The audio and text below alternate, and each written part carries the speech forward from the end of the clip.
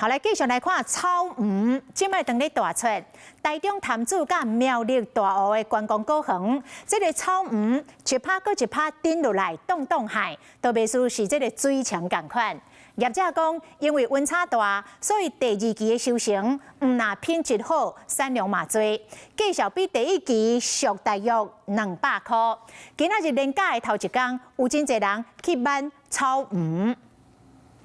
规片草鱼红记记看起来真水，甜甜滋味，佮淡薄酸味酸味，中人囡仔拢真介意，只一比。好大，巨无霸！即马当时草鱼大出的季节，礼拜连假头一天天气真烧热，真侪民众开口罩带出去佚佗，来到台中潭子观光过境园买草鱼，这样毋但品质好佮水，价小俗，这是人客定义的。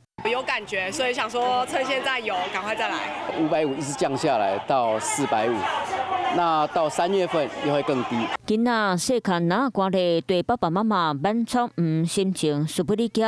规台去小所在，去买要称当省钱民众。有味道我再补给你的。同款嘛是买草鱼来到苗栗大湖乡，车一台一台驶入来观光过境园的停车场，民众嘛拢敲电话主问要办过期。可以，直接入园哈。农民讲，去年12月第一期产量较少，每台斤大约600；第二期产量增加，品质好，每台斤大约伫咧400-500块左右。2期大果的时候，量又多最近温差又大，草莓品质又好，大概落在400-500这样。第二期的草鱼品质真好，产量嘛加真侪倍，所以价小俗真济。农民强调，等只要个青变变草鱼，若转变做红色，产量有起来，价小可能会搁再变俗。